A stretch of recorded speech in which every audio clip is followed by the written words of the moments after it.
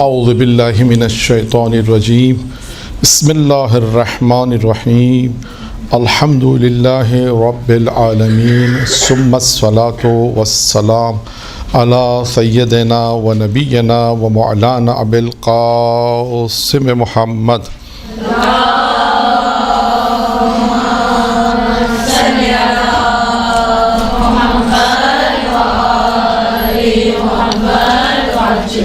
وأهل بيته الطيبين الطاهرين المعصومين المنتخبين الميامين أما بعد قال سبحانه وتعالى في كتابه الكريم بسم الله الرحمن الرحيم إنا أعطيناك الكوثر فصل لربك وانحر إن شانئك هو الأبتر.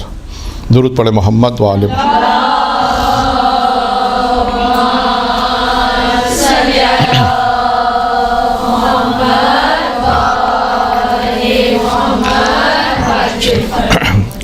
ہماری گفتگو چل رہی تھی جناب سیدہ کے فضائل میں، یعنی جناب سیدہ علیہ السلام کے حوالے سے گفتگو تھی کہ جناب سیدہ نے دعا مانگنے کا طریقہ کار کیا بیان کیا اور اس کے بعد جو ہے وہ فضائل آل محمد کیا بیان کیے.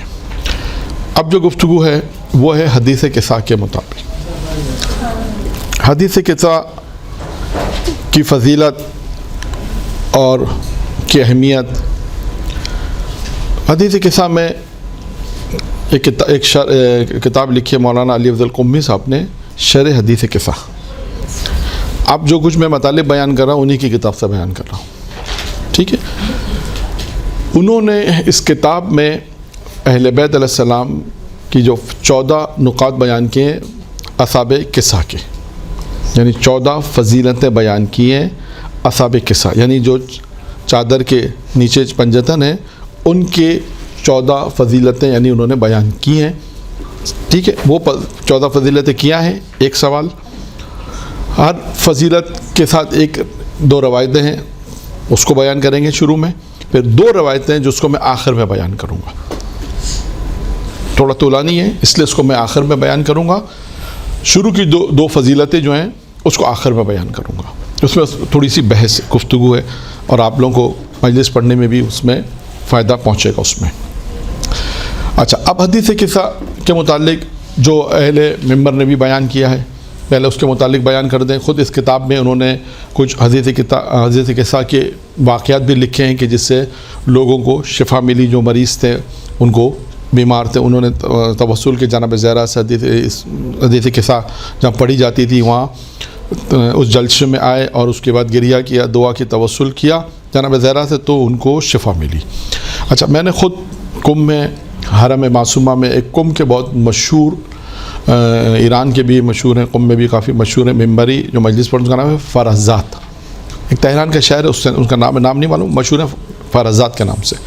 انہوں نے خود ممبر پہ رمضان المبارک ایام تھے، مرتبہ انہوں نے کہا کہ جب بھی پریشانی ہو تو 3 منتوں میں سے کوئی ایک منت مانو، یعنی 3 منتیں انہوں نے اس وقت بیان کی. ایک منت یہ کہا کہ جب بھی کبھی پریشانی ہو، کوئی مشکلات آئے تو 14,000 مرتبہ درود کی منت مانو. اور منت کے لیے آپ کو معلوم ہے کہ لفظ اللہ کو زبان سے جب بھی کوئی منت مانے، جب بھی کوئی، تو اس وقت اللہ کو، لفظ اللہ کو زبان سے ادا کرنا ضروری ہے. اس کے بعد آپ منت مانیں تو میرا اگر یہ کام ہو گیا تو میں فلاں 2 رکعت نماز پڑھوں گی، یہ کام ہو گیا تو میں حدیث قصہ کی تلاوت کروں گی، جو بھی منت آپ مانیں. تو 3 منتیں انہوں نے کہا کہ جب انسان مشکل میں آئے تو 3 حدیث قصہ کی کیونکہ فضیلت بیان کی ہے اور حدیث قصہ کے متعلق پھر انہوں نے 3 منتیں بیان کی. پہلی منت انہوں نے یہ کہا کہ اگر آپ مشکل میں آئے تو 14,000 مرتبہ درود پڑھیں، یا یہ منت مانیں کہ میرا کام ہو گیا تو ہم 14 افراد کو بلائیں گے اور ہر آدمی جو ہے وہ 10 تسبیح درود کی پڑھے گا، یا 10 افراد کو بلائیں گے ہر ایک 14 پڑھے گا. اس طرح آپ منت مان لیں، کیونکہ ابھی بھی ہوتے ہیں، ہمارے یہاں شاید کم ہے، ہمارے یہاں حدیث قصہ کے جلسے ہوتے ہیں، دعائے توسل کے ہوتے ہیں، بعض جگہوں پہ ابھی درود کے ہوتے ہیں، جیسے ہمارے یہاں سورہ انعام کا زیادہ ہوتا ہے کہ مختلف جگہوں پہ مختلف چیزیں رائج ہوتی ہیں. تو یہ بھی ایک ہے کہ اگر میرا یہ کام حل ہو گیا اور حل ہو گیا تو میں 14، اچھا اس میں بھی بعض لوگ سید کو بلاتے ہیں، یہ بھی ہے، یہ بھی یہ کرتے ہیں، بعض صرف سیدوں کو بلاتے ہیں، سادات کو بلاتے ہیں، یہ بھی ہوتا ہے. خیر، جیسی اس نے منت مانی. اب 14 افراد کو آپ نے بلا کے 10 تسمیاں دے دیں درود کی، 14,000 دفعہ ہو گیا. اس طرح ایک منت آپ کی پوری ہو جائے گی. ایک انہوں نے کہا 14,000 دفعہ درود کی منت. دوسری منت انہوں نے کہا کہ حدیث قصہ، کہ آپ کے اگر کوئی مشکل پیش آتی ہے تو آپ کہ منت مانے کہ میں یہ کام ہو گیا تو حدیث قصہ کی تلاوت کروں گی. اور تیسری منت انہوں نے مانی کہ آپ یہ کہیں کہ اگر میرا یہ کام ہو گیا تو میں ایک گوشت یعنی ایک بکرا ذبح کر کے امام زمانہ کی نظر کروں. یہ 3 منتوں میں سے کوئی ایک منت انسان اختیار کر سکتا ہے. پھر ایک اور منت جو مجرب عمل ہے جو ہمیں بتایا گیا، کیونکہ سینہ بسینہ اس لیے میں بیان کر رہا ہوں، اور بہت مجرب عمل ہے یہ بھی. وہ یہ ہے کہ ایک جب بھی کوئی مشکل میں آئے تو چاہیں تو وہی منت مان لیں کہ میرا اگر یہ کام ہو گیا تو میں 5 تسبیح جناب ام البنین کو ہدیہ کروں گی درود کی. تسبیح ام البنین کے نام سے جو مشہور ہے، دسترخوان بھی ان کا مشہور ہے. جو منت مانتے ہیں کہتے ہیں کہ ہمارا یہ کام ہو گیا تو ہم دسترخوان ام البنین دسترخوان بچھائیں گے اور ام البنین کی منت کر کے لوگوں کو کھانا کھلائیں گے. یا یہ تسبیح بھی ہے، کوئی بھی کام مشکل میں آئے تو کہ اچھا میں ایک تسبیح پڑھوں گا یا پڑھوں گی، جو کام ہو جائے تو آپ منت مان لیں. ام البنین کو درود کی تسبیح پڑھنی ہے. پڑھنا کیا اس میں؟ درود پڑھنا ہے.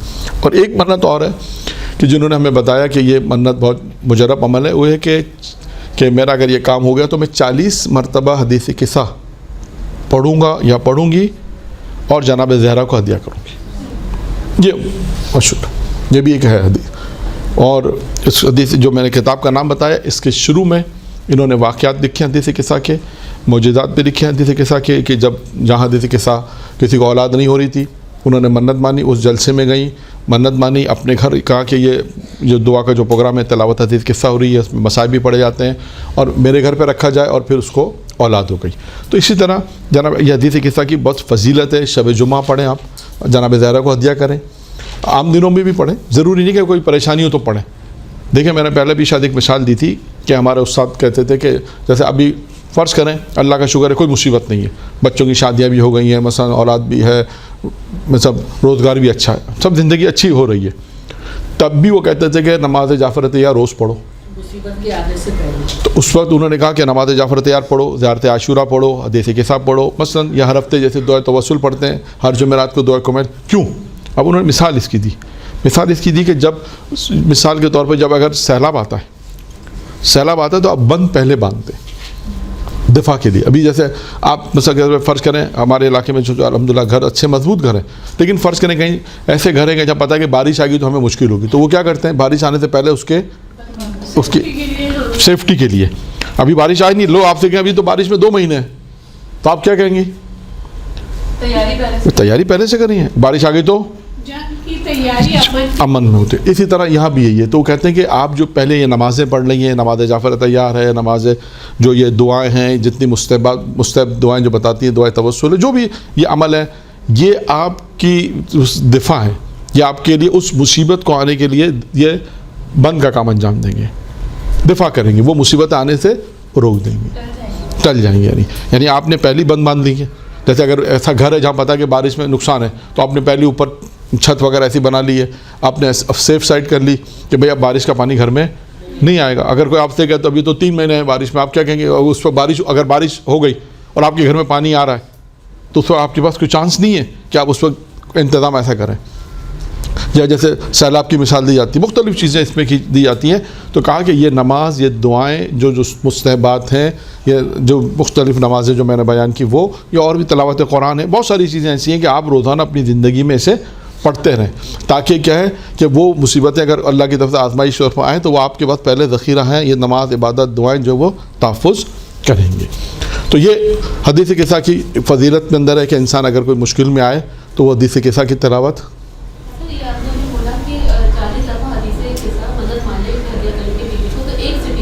نہیں ایک سیٹنگ میں نہیں، 40 دن. دیکھیں عموماً ہے کہ چلہ 40 دن کا ہوتا ہے، جو معروف ہے نا، چلہ ہمیشہ 40 دن کا ہوتا ہے. کہ اگر بہت سارے اس کے پیچھے کیا فلسفہ ابھی معلوم نہیں ہے اور بحث بھی لمبی ہے. عموماً ہم دیکھا کہ زیارت عاشورہ کا بھی لوگ اگر کہتے ہیں تو آپ 40 دن پڑھتے ہیں. امام حسین السلام کی زیارت عاشورہ سے متعلق جو ہے اس کا بھی یہی کہ آپ نے منت مانی میرا کام ہو گیا میں 40 دن زیارت عاشورہ پڑھوں، یا منت مانی کہ میرا کام ہو گیا حدیث قصہ میں 40 دن، کا مطلب ہے کہ روز 1 دن. جی عموماً جو یہ سب مجرب عمل ہوتے ہیں ضروری نہیں سب میں ہوں، بہت میں 10 دن بھی ہے، کسی میں 25 دن بھی ہے، کسی میں 12 دن بھی ہے، سب الگ الگ ہیں، لیکن یہ 40 دن والا جو ہے یہ بھی معروف ہے کہ جو بتایا گیا وہ 40 دن کا ہے، ٹھیک ہے. یہ ایک بات حدیث قصہ کے متعلق. ایک ہی ٹائم پہ پڑھی جائے اور ایک ہی مقام پہ پڑھا جائے. ہاں یہ بھی کہا جاتا ہے، یہ ڈیپینڈ کرتا ہے کہ جس عارف نے آپ کو بتایا اس نے کیا کہا، کیونکہ یہ سب دیکھیں جو عارف ہوتا ہے اس سے جب انسان کوئی عمل لیتا ہے تو وہ اس کا ٹائمنگ بھی بتاتے ہیں کہ آپ کوشش کریں ایک مقام پر کریں اور ایک ٹائمنگ میں کریں، کوشش وہ یہی کہتے ہیں. ایسا اب ڈیپینڈ کرتا ہے کہ اس عمل کی تاثیر کیا ہے. اگر وہ کہتا ہے کہ آپ نے اس کے علاوہ کیا تو اثر نہیں کرے گا، ہو سکتا ہے، لیکن عموماً یہ کہا جاتا ہے کہ آپ عموماً مجرب جو عمل ہوتے ہیں اس کے اندر ٹائم اور مقام کا جو ہے وہ لحاظ رکھنا چاہیے کہ ایک ہی جگہ ہو اور ٹائم سیم. یعنی اگر رات کے آپ نے کہا بھائی دن میں مصروفیات ہیں، مجھے رات کو 10 بجے فرصت ملتی ہے تو 10 بجے آپ نے ٹائم سیٹ کر لیا، 11 بجے کا ٹائم سیٹ کر لیا، تو آپ رات میں 11 بجے پھر یہ عمل کریں. یا بہت سے لوگ صبح کی نماز کے بعد فرصت ہوتی ہے، آپ نے کہا بھائی صبح کی نماز کے بعد فرصت ہوتی ہے، بعد میں مصروفیت نہیں ہوتی، تو صبح کی نماز کے بعد کوئی ٹائم سیٹ کر لیا، گھر میں کوئی جگہ مختص کر لی جہاں پہ ہم روزانہ بیٹھ کے یہ عمل کریں. تو یہ ڈیپینڈ کرتا ہے. یہ بتایا تھا اولاد کے لیے کہ کسی جگہ گئے ان کی پھر مراد پوری ہو گئی، اپنے گھر انہوں نے حدیث قصہ کا اہتمام کیا، تو یہ حدیث قصہ تو ایک ہی ٹائم پڑھی جائے گی؟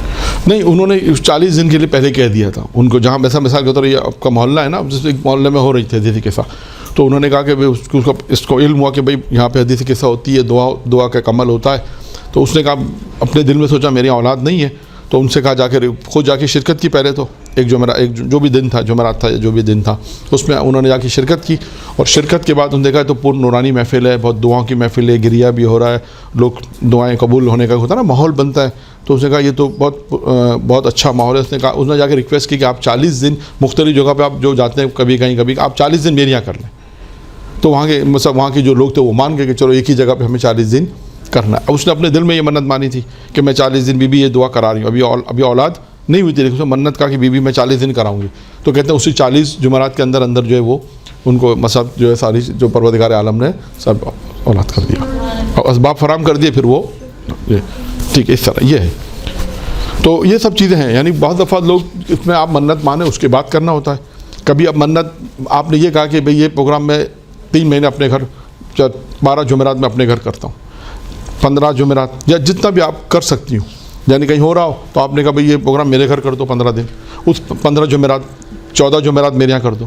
اب 14 جمعرات آپ نے کہا کہ بھئی میں بیوی اپنے گھر یہ دعائے توسل کا پروگرام یا دعائے حدیث قصہ کا پروگرام، میں اپنے دعائے کمیل کا پروگرام جو بھی ہو رہا ہو، کیونکہ حدیث قصہ کے بحث ہے، اس لیے حدیث قصہ کی فضیلت بھی ہے کہ اسے پڑھا جائے. لوگ منت بھی مانتے ہیں اور لوگوں کی مشکلات بھی دور ہوئی ہیں، لوگوں کو شفا بھی ملی ہے، کتابوں میں واقعات بھی ہیں، اہل منبر بھی بیان کرتے ہیں. تو اس وجہ سے یہ ٹھیک ہے. جس میں دونوں صورت حال ہیں. ایک دفعہ آپ کہ اپنے گھر کرا لیں، ابھی منت نہیں مانی، آپ نے کہا بیوی سے توسل کیا بیوی 14 جمعرات یہ میرے گھر ہوگا اور میری یہ حاجت ہے. تو ہو سکتا ہے کہ 14 جمعرات کے درمیان میں حاجت پوری ہو سکتا ہے 14 جمعرات کے بعد پوری ہو جائے، ہو سکتا ہے جو بھی امکانات ہوں گے اس میں. ٹھیک ہے، بات یہاں تک پہنچی. اچھا، اب انہوں نے جو 14 فضیلتوں کا ذکر کیا ہے وہاں پر حدیث قصہ میں، یعنی جو شرح حدیث قصہ لکھی ہے اس میں انہوں نے 14 فضیلتیں اصحاب قصہ کی بیان کی. پہلی فضیلت انہوں نے بیان کی کہ ان کی خلقت نورانی ہے. اور خلقت نورانی میں انہوں نے ایک روایت جو لکھی ہے وہ حضرت آدم علیہ السلام کی روایت لکھی ہے، وہ انشاءاللہ میں آخر میں بیان کروں گا. اور حضرت دوسری جو انہوں نے صفت لکھی ہے وہ بھی خلقت نورانی کی مثال ہے، وہ حضرت ابراہیم علیہ السلام کی انہوں نے مثال لکھی ہے.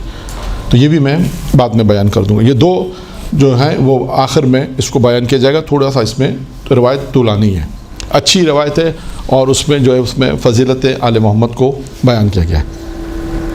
اچھا، اب تیسری جو چیز ہے، تیسری فضیلت جو ذکر کی وہ ہے سب سے پہلے جنت میں جانے والے.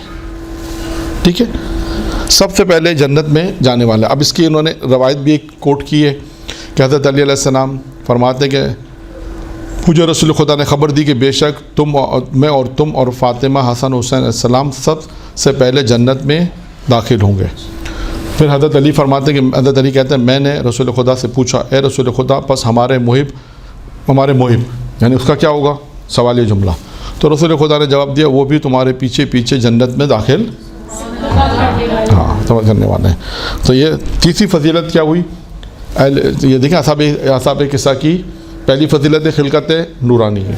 اور خلقت نورانی میں 2 روایتیں انہوں نے پیش کی، ایک حضرت ابراہیم کی ایک حضرت آدم کی. 2 حضرت ابراہیم کی اس میں فضیلت میں آ جائے گا، روایت میں آئے گا۔ تیسری فضیلت کیا ہے؟ سب سے پہلے جنت میں جانے، اس کی روایت میں نے نقل کی۔ اس کے بعد ہے ان کی فضیلت بنے گا بہترین مخلوق ہیں۔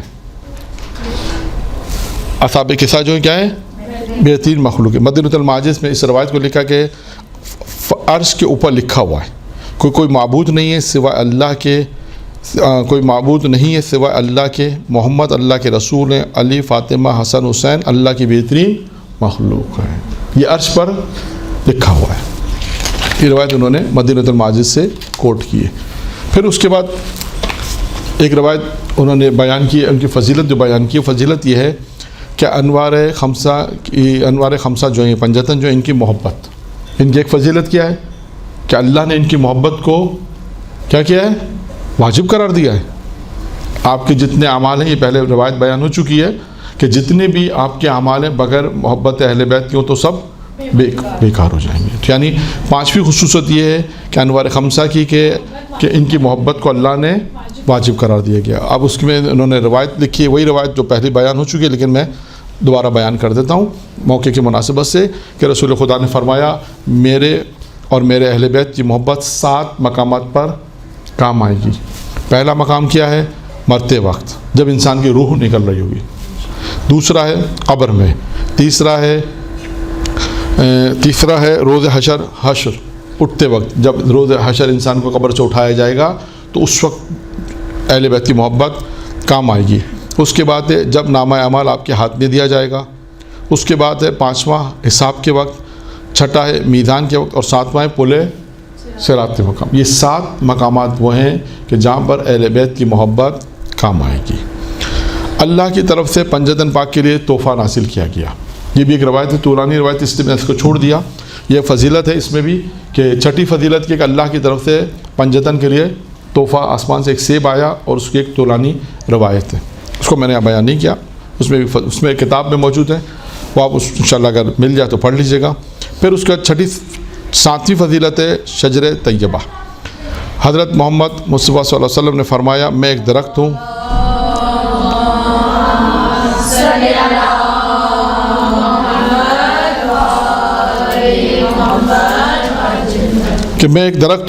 اور فاطمہ اس کے فر ہیں، اور حضرت علی اس کی شاخ ہیں، اور حسن اور حسین اس درخت کے پھل ہیں۔ اس کے بعد فرمایا اور ان کے محب اور ان کے وہی اور میری امت میں سے جو ہیں وہ اس درخت کے کیا ہوں گے؟ پتے ہوں گے۔ پتے ہیں نا، کیونکہ روایت میں بھی ہے نا کہ پتا اپنے درخت سے پہچانا جاتا ہے۔ یعنی ہمارے لیے کہ آپ یعنی اہل بیت کے جب ہم چاہنے والے ہیں تو لوگ ہم کو دیکھ کر کہیں گے کہ ان کے امام کیسے تھے۔ تبھی کہا جاتا ہے نا روایت میں کہ ہمارے لیے زینت کا باعث بنو، ہمارے لیے اذیت کا باعث نہ بنو، شرمندگی کا باعث نہ بنو، کیونکہ لوگ ہم کو دیکھ کے کہیں گے ان کے امام کیسے تھے۔ تو لہذا یہ روایت میں بھی ہے، یہ روایت بیان کی صورت دیکھیں، پیغمبر نے مثال دی کہ درخت کی مثال دی، اور درخت میں کیا کیا چیزیں ہوتی ہیں، اس کی شباہت دی اہل بیت سے۔ پھر آخر میں اپنے محب کے لے کہا کہ اس کے جو پتے ہوں گے وہ کون ہوں گے؟ محب ہوں گے، اس لیے کہ پتا پہچان ہوتا ہے درخت کی، ٹھیک ہے نا، آپ پتا دیکھ کے پہچان سکتی یہ کون سے درخت کا۔ ہاں ٹھیک ہے، یہ پیغمبر کی کتنی فضیلت ہو گئی؟ 7 فضیلت ہو گئی۔ پھر 8ویں فضیلت ہے، 8ویں فضیلت ہے یہ لوگ کہتے ہیں کہ پیغمبر یعنی اہل بیت یعنی جنت میں رسول خدا کے ساتھ ہوں گے۔ اس میں بھی رسول خدا کی حدیث ہے، رسول خدا نے فرمایا، حسن و حسین کا ہاتھ پکڑ کے فرمایا جو شخص ان دونوں اور ان دونوں کے والد، ہاتھ فرمایا ان دونوں سے اور ان دونوں کے والد اور ان دونوں کے والدہ سے محبت رکھے گا، قیامت کے دن جنت میں میرے ساتھ اور میرے درجے میں ہوگا۔ یعنی فرمایا کہ جنت میں اہل بیت کے ساتھ ہوں گے، جنت میں ہوں گے رسول خدا کے ساتھ۔ یہ 8ویں فضیلت ہو گئی۔ پھر اس میں یہ فرمایا، رسول خدا نے فرمایا، حسن و حسین کا ہاتھ پکڑ کے فرمایا کہ جو شخص بھی ان دونوں سے اور ان دونوں کے والد سے اور ان دونوں کی والدہ سے محبت رکھے گا، قیامت کے دن جنت میں میرے ساتھ میرے درجے میں ہوگا۔ پھر 9ویں فضیلت، ابھی دیکھیں 14 فضیلتیں ہیں، یہ آپ مجلس میں بھی پڑھ سکتی ہیں، اس کو یاد کر ایک روایت اس میں آرام سے یا اس میں واقعات بھی آ سکتے ہیں۔ 9ویں فضیلت کیا ہے؟ رسول اکرم کے قرابت دار تھے۔ یہ اہل بیت کون تھے؟ رسول اکرم کے قرابت دار تھے۔ ابن عباس کہتے ہیں کہ جب یہ والی آیت نازل ہوئی. کون سی آیت نازل ہوئی؟ قُلْ لَا أَسْأَلُكُمْ عَلَيْهِ أَجْرًا إِلَّا الْمَوَدَّةَ فِي الْقُرْبَى. جب نازل ہوئی تو رسول اکرم سے سوال کیا گیا کہ آپ کے قرابت دار کون ہیں جن کی مودت ہم پر واجب ہے؟ تو رسول خدا نے فرمایا علی، فاطمہ اور ان کے دونوں فرزند، یہ قرابت دار ہے جن کی یہ آیت ان کی شان میں نازل ہوئی. پھر اس کے بعد 10ویں صفت کیا ہے؟ رسول خدا کی دل کی ٹھنڈک ہے. کون؟ اہل بیت. پھر فرمایا، پیغمبر کی روایت ہے، پیغمبر فرماتے ہیں فاطمہ میرے قلب کی ٹھنڈک اور مسرور ہے، ان کے بیٹے میرے دل کے میوہ اور ان کے شوہر میری آنکھوں کا نور، اور اللہ جو ان کی اولاد میں ہے اللہ جو ان کی اولاد میں ہے، یعنی جو امام ہوں گے ان کی اولاد میں سے وہ میرے رب کے امین ہیں. یعنی رسول خدا نے فرمایا کہ اہل بیت کے متعلق فرمایا کہ 10ویں فضیلت ہے کہ رسول خدا کی دل کی ٹھنڈک ہے. یہ موضوع ہے. اس کے ذمے پھر یہ آیت ہے کہ فاطمہ جو ہے، فاطمہ میرے قلب کی ٹھنڈک اور سرور ہیں، ان کے بیٹے دل کے میوہ اور ان کے شوہر میری آنکھوں کا نور.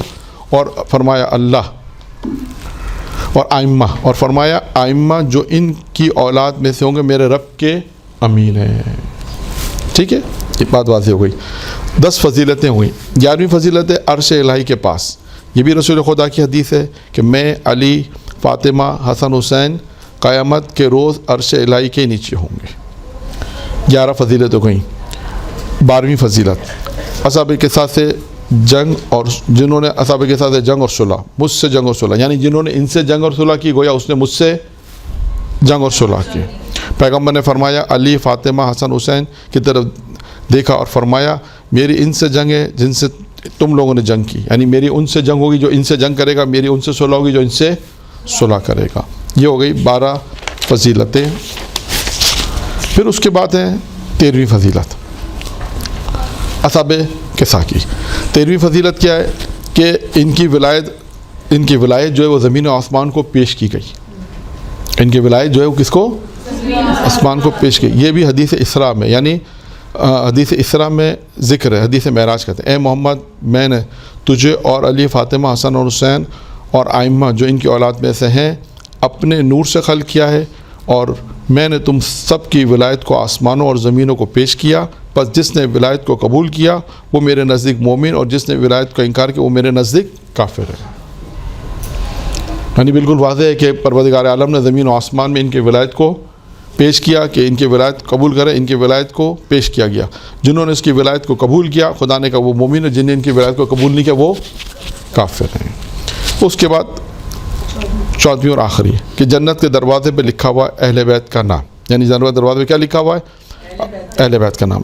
رسول خدا نے فرمایا، یہ بھی رسول خدا کی روایت ہے، جس میں فرمایا جس رات میں آسمان پر گیا تو میں نے جنت کے دروازے پہ دیکھا تھا کہ نہیں ہے کوئی معبود سوائے خدا کے، محمد اللہ کے رسول ہیں، علی اللہ کے حبیب، اور حسن و حسین خدا کے انتخاب شدہ، اور فاطمہ زہرا ان کی کنیز ہیں.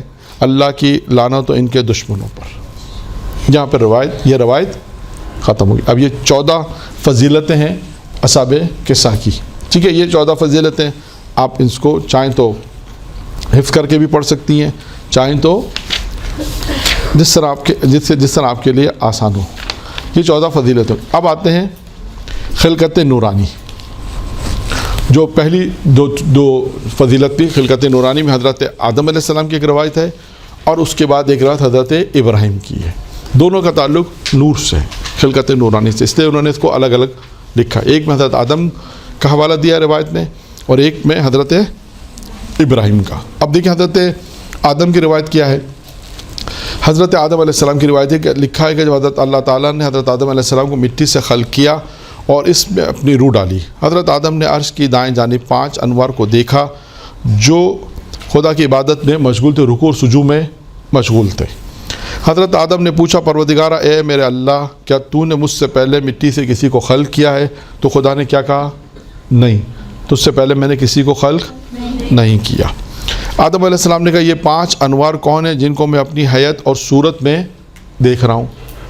پھر اللہ نے ندائی یہ 5 انوار تیری اولاد میں سے ہوں گے.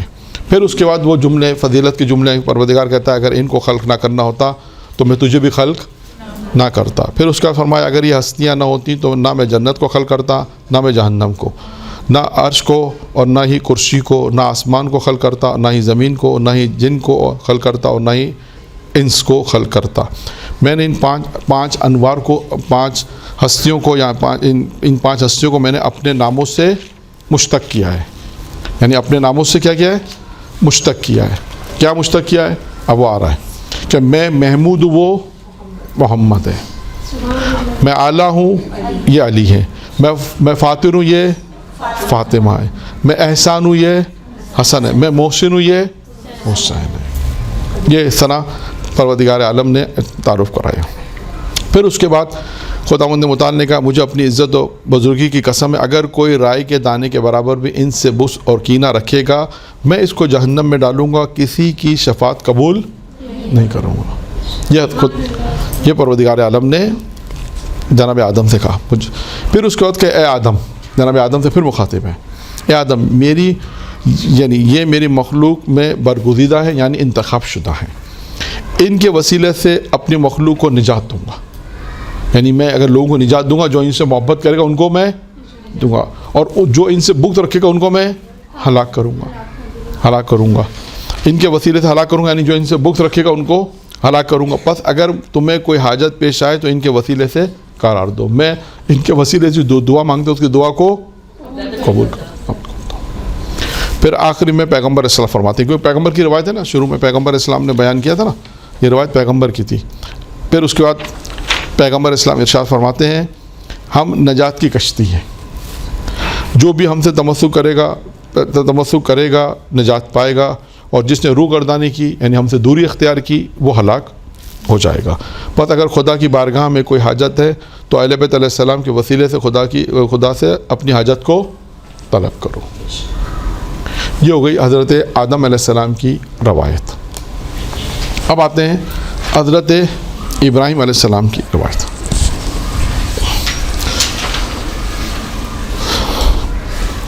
حضرت ابراہیم علیہ السلام کی روایت یہ بھی اسی طرح ہی ہے، انوار سے مربوط ہے، یعنی 14 فضیلتیں جو میں نے آپ کے سامنے بیان کیے، ان 14 فضیلتوں میں پہلی فضیلت ان کی فضیلت کیا ہے؟ خلقت نورانی ہے۔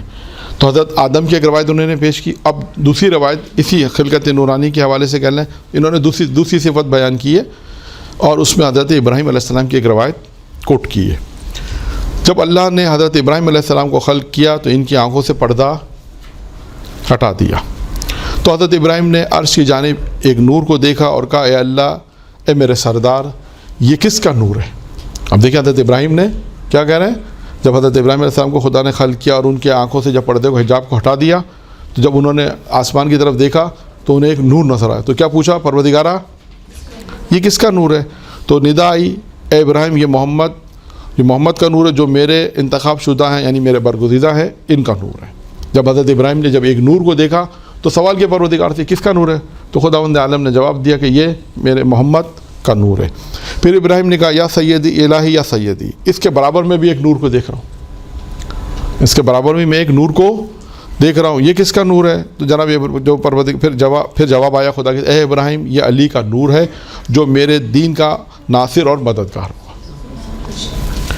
پھر اس کے بعد جناب ابراہیم نے پھر ایک سوال کیا کہ پروردگار الہی سیدی، ان 2 نوروں کے برابر میں بھی ایک تیسرے نور کو میں دیکھ رہا ہوں، یہ تیسرا نور کیا ہے؟ یہ تیسرا نور دیکھ رہا ہوں، یہ کس کا نور ہے؟ جناب ابراہیم نے پوچھا کہ اے ابراہیم یہ فاطمہ زہرا کا نور ہے، اس کے برابر میں جو نور ہے وہ ان کے بابا اور ان کے شوہر کا نور ہے، میں ان کے محبوں کو جہنم کی آنکھ سے دور رکھوں گا۔ یہ کون کہہ رہا ہے؟ پروردگار عالم کہہ رہا ہے۔ کس سے کہہ رہا ہے؟ جناب ابراہیم علیہ السلام سے۔ کس کا تعارف کرا رہا ہے؟ اہل بیت کا تعارف۔ جو جناب ابراہیم نے جو ایک نور دیکھے ہیں، پھر بتایا یہ کس کا نور ہے، یہ کس کا نور ہے، یہ کس کا۔ پھر اس کے بعد جناب ابراہیم نے کہا پروردگارہ اے میرے آقا میں ان 3 نور کے ساتھ میں 2 اور نور کو دیکھ رہا ہوں، 2 اور نور کو دیکھ رہا ہوں۔ تو خدا نے کیا کہا یہ 2 نور جو ہیں حسن و حسین کے نور ہیں، اور اس کے ارد گرد جو 3 نور ہیں اس کا پھر تعارف کرائے دوبارہ سے کہ یہ 3 نور جو ہیں اس میں ایک ان کے بابا کا، ایک ان کے والدہ کا اور ان کے جد رسول خدا کا ہے۔ اس کے بعد 3 نور دیکھ رہا ہوں، 2 نور دیکھ رہا ہوں، اس کا پورا تعارف کرا دے کہ یہ امام حسن و حسین کے نور ہیں، اور اس کے بعد 3 نور कभी तारुफ दोबारा से बकरा दिया कि इनके वालिद हैं, इनके वालदा और इनके नाना जाद हैं। फिर जनाब इब्राहिम ने कहा मैं इन 5 नूर के एतराफ़ में 9 नूर को और देख रहा हूँ, 9 नूर को और देख रहा हूँ। तो परवरदिगार आलम जो इस नूर के इन 5 नूर के घिरे हुए यानी नूर के एतराफ़ में देख रहा हूँ। तो फिर परवरदिगार आलम ने कहा इब्राहिम ये आइम्मा ताहिरीन का नूर है जो इनकी औलाद में से होंगे, यानी इमाम हुसैन अलैहिस्सलाम के बाद से जो चौथे इमाम और 12वें इमाम तक ये 9 इमाम जो हैं का ये 9 नूर जो हैं वो 9 आइम्मा ताहिरीन है जो इनकी नस्ल में से होंगे, इमाम हुसैन की नस्ल में से होंगे।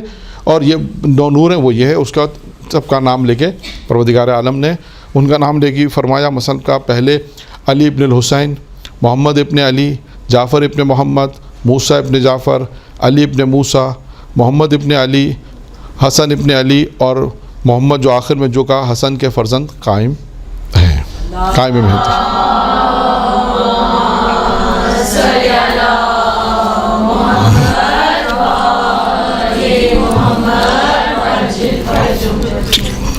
ये इस तरह परवत खुदावंद मुताल ने इस तरह इनका तारुफ़ कराया।